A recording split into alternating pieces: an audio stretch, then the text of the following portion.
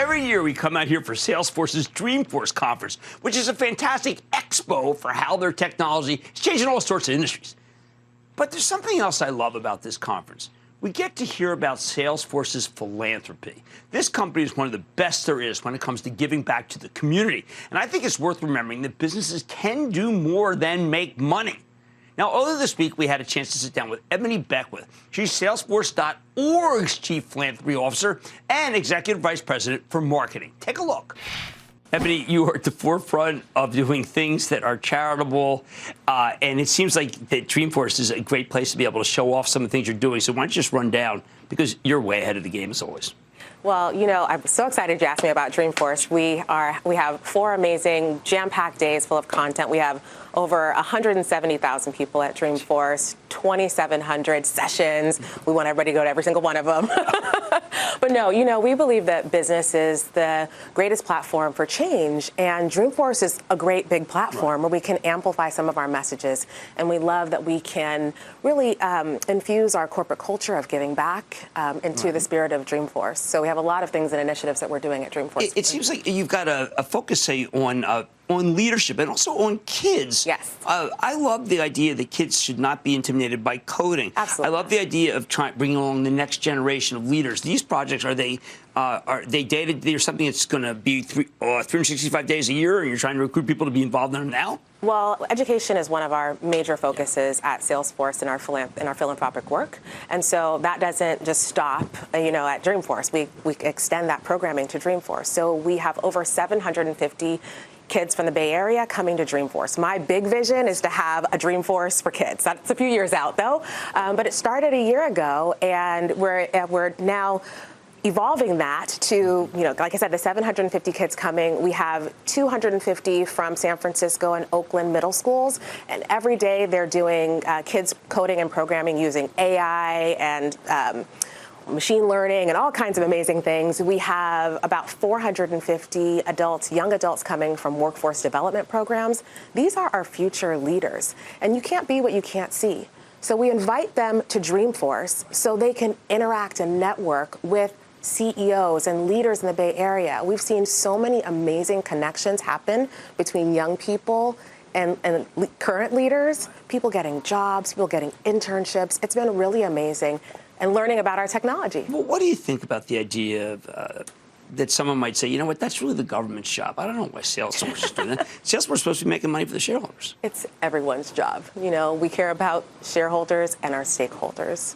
You know, so when we think about who our stakeholders are, when you look around at your community, those are the schools, those are the homeless, those are, you know, every constituent, every person, you know, in their community is a part of our stakeholder community. So we really try to bring them all in every day in our work. It does seem that the rest of the business world's starting to come around. It's great. Business roundtable saying yes. How much I call it greenwashing when it comes to the environment, sustainability. People say, you know what? Sustainable, we're really sustainable, and they come up with some greenwashing term. I find that when you talk about sustainability, you've got some hard facts of what people need to be able to do, right? It's not touchy-feely. It's not amorphous. No, you know, and actually we are committed to the UN Sustainable Development Goals, and these are the world's to-do list for the people and the planet by 2030.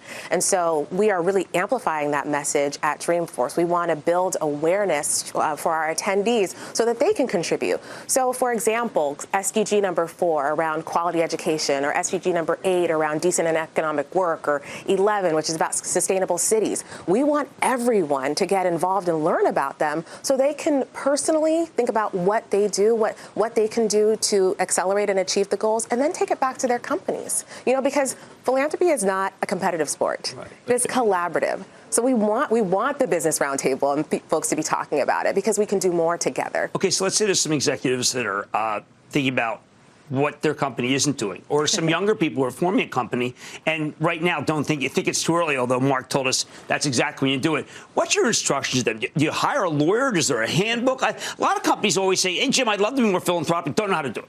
We have this amazing website called pledge1%.org. There is the playbook. We have all of our tools to get started, whether you want to give 1% of your time, 1% of your equity, 1% of your product, whatever it is. And you can start wherever you are. If you start with 0 and you give 1%, right. It's great. You know, what Mark always says, you know, we started when we had nothing. It was very easy to do.